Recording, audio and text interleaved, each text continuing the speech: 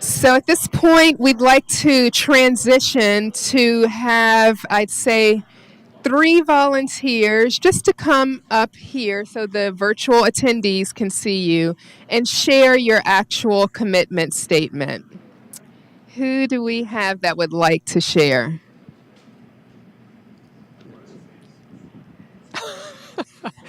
If you really want me to speak, I mean, Okay, so we have one volunteer. We just need two more. And since Wendy Walsh seems to be quite engaged, I was wondering if maybe Wendy wouldn't mind coming up to share her commitment statement, and then we would just need one more volunteer. How about someone from this side of the room? All right. Do we still have some peer coaching going on with Natalie here? Okay, that's all right. Well, I think it's fabulous. So, actually, I'd love to invite you up to come share your commitment statement. Okay, all right. So, I would just ask if you guys can shift forward this way so that we can have you within the scope of the web I think viewers. she wanted to be somebody else first. Okay. She's working on the exact details of her proposal. Okay, all right. Please. Great. Hi, everybody. I'm Natalie Woke, and I'm at the Department of Transportation. And so my commitment statement was that I want to commit to enhancing the performance culture within my organization. And I wasn't sure exactly what my next implementation steps were going to be, so that's what my peer coach Patrick was helping me with. And we talked about thinking about the goals that we have and breaking them down into further components, and so that we can kind of zero in on exactly where the issue may be when we have issues reaching the goals that we have established. And yeah, that's one of the things that we were talking about. So. Actually, I must say I found yours much more exciting than mine. But I, her commitment, basically, she has a fantastic forum similar to this one coming up, where she's getting manufacturers in the rural area involved in something. Her immediate step is that her team is not terribly excited.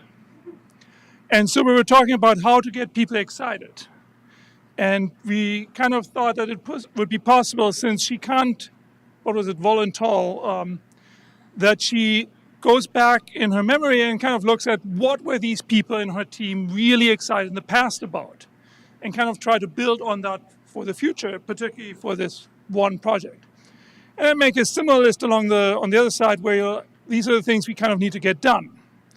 And then she just connects the lines, and hopefully there will be not too much left, because that will probably be what you will be ending up with. Are you perfectly prepared? Excellent. Thank you. Aaron was stalling for me. No. So I started out, I have so many ideas. So I'm Wendy. I've introduced myself to you before, but I want to make sure you all know me so that we can expand the network.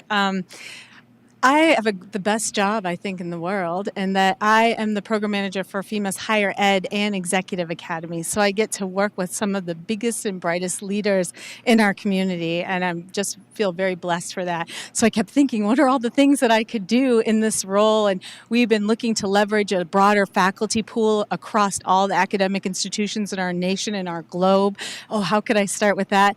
But one thing I made a commitment to do at the very beginning of the year that I hadn't taken even one step towards doing, and I already have a space and authority to do, was to develop a design lab, a design thinking lab at the Emergency Management Institute where I work. So I'm publicly making the statement that I will do that. And so my first steps in doing that are building a little team at EMI, and I actually already have 3 volunteers there. So when I get back to the office, I'm going to be sending them an email and making a plan.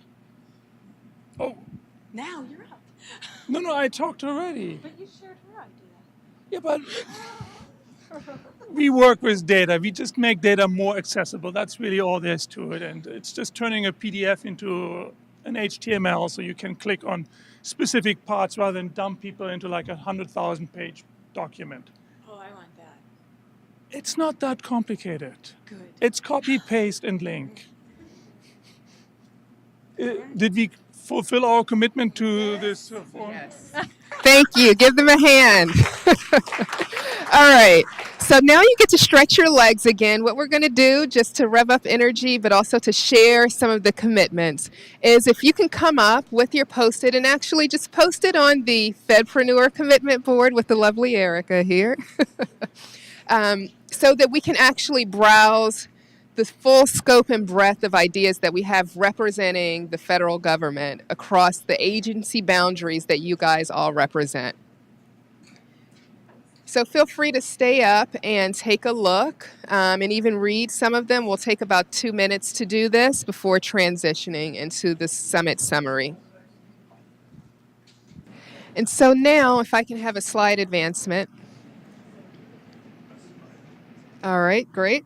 What we're going to do is just actually take a few moments to summarize everything that we have done together at the summit to sort of explore and uncover what entrepreneurship can mean for the federal government.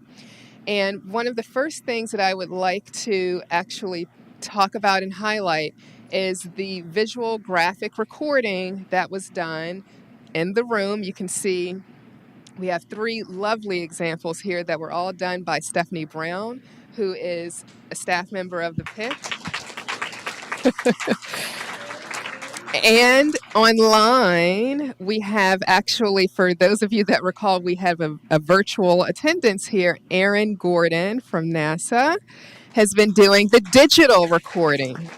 And as a follow-up to the summit, we do plan to both tweet and also share some of Erin's gorgeous, gorgeous digital drawings. So if I could actually have Stephanie come up to share a little bit about the innovation itself, which is graphic recording, but then also to talk about the value that it brings in processing and highlighting key elements of our conversation. Thank you, Stephanie. So thanks again. This is always a great opportunity to really share the thing that I am most passionate about, which is graphic recording and graphic facilitation. And really, to me, this is an entrepreneurship effort within the federal government to really try and find those individuals that have this visual edge as well as that listening edge that can put it together, and so that we can all have a cadre of people that do this type of work across government. It's a small little cohort right now, and it's one that before I ever leave federal government is going to be much, much larger. And I'm really excited that here at the PIC, they really support this type of effort. So this is a great place where, I mean, ultimately, we've really been able to grow this entire type of facilitation effort as we work with cross-agency teams and agency priority goal teams to really start to show the value of bringing the different ideas together in a visual manner, which helps you really sell your ideas. It helps you remember your ideas, and it gives you this really great little visual splash that you can continue to take back and share with your organizations and continue to grow the ideas. And part of it is maintaining that. They were talking about the nature of millennials earlier on. Nature of millennials is that we want something visual to help pull us in, right? So this is one great way to, with your teams, bring in that visual element to carry these ideas forward. And does that share a little bit around what we're about? If you're interested in this type of work, you're interested in having people do this type of work, keep a lookout. Make sure you sign on to the PIC listserv, because we will be offering some classes throughout the summer on both graphic facilitation as well as some of the design thinking and other facilitation skill sets that can really help you as an entrepreneur really help to build those connections within your team and really grow this entire network through having really great ways of pulling people together and designing collaborations that really work. So, thanks. Thanks again, Stephanie. So a few things that I'd like to just sort of remind you guys of the journey that we've taken today. So we started out this morning with a bit of skepticism, maybe curiosity, a lot of energy around how can we apply this thing called entrepreneurship? What the heck is it? What does it entail? And we learned about the entrepreneurial traits. We learned about ways in which we can apply them entrepreneurially within the organizations in which we reside. We also in the afternoon took the time to sort of think about, how can I apply this on a team or organizational level? We also talked about, if you're going to move forward with initiatives, understand that, you need to have advocates, also the importance of sponsors, also the importance of getting buy-in, and sometimes the process of getting buy-in is actually to sort of step back and humble yourself a bit such that you don't actually appear to be the smartest person in the room, to provide and create that open space so that the folks that you're going in to say, hey, I'd like for you to maybe support this idea, fund this idea, so that they see real estate for themselves to put their own stamp on it, such that it becomes the group or team idea as a part of the buy-in process. And then following that up with gratitude. So some of the additional items that I wanted to touch base on is that, you now have this beginner's understanding of how entrepreneurship can play a role within the jobs that you're currently in, especially as you focus on implementation and all the action verbs that came out right on the graffiti board as we move forward with trying to think of methods in which how we can deploy pilots or early sort of action oriented demonstrations, even if you don't call it a pilot, you don't want to scare your managers, where you can essentially get data, right? And then that data can be used to build a stronger case. That data can be used to build what we call in the PIC our data-driven reviews, right? That data can be used for your pitches, ultimately, as you start to grow and grow your stakeholder community, right?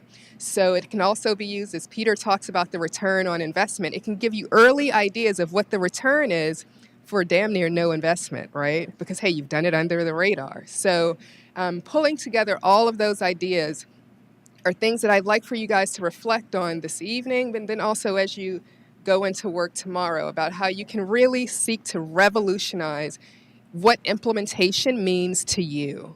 And then also how you can infect your coworkers, yes, infect your coworkers with the same sort of energy and commitment to really just hit the reset button as to what it is that we can do as Fedpreneurs, as we are a newly established community of practice. And with that, I just had a conversation with the executive director of the PIC, Kate Josephs, and what we would like to do is to engage you guys via remotely, via email, et cetera, to set up a community of practice listserv. So you'll hear and receive follow-up communications from us about how to go about doing that, because what we would like to do is build on all of the energy, the knowledge, the foundation, the great networking that has taken place in person, but then also virtually, such that we can seek to grow and sustain and even develop this community. Because remember, again, the goal is to get box number 6 to be the most populated goal, which I am sure, in terms of my hypothesis at least, would translate into higher impact mission delivery for the federal government and our nation.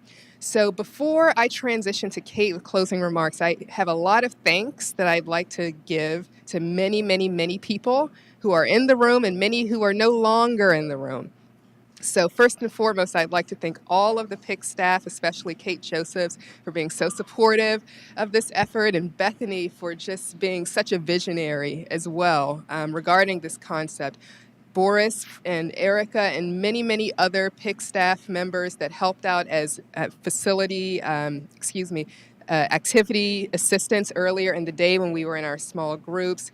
And especially I'd like to thank our virtual facilitation team that we have here sitting at the table with Brian and Aaron, in addition to Nicole, as well as Jonathan, who is in Houston. So we do have a, a remote facilitation, virtual facilitator located across the country. I would also especially like to extend my thanks to Gifford Pinchot, the gentleman who actually coined the term entrepreneurship, or as he shared with me during our first conversation, discovered entrepreneurship, as well as the videographer team. So there are many, many folks who worked extremely hard to put this event together, and I would just like to say thanks. So with that, at this point, we're going to pivot to have closing remarks from Kate Josephs, and after that, we will adjourn.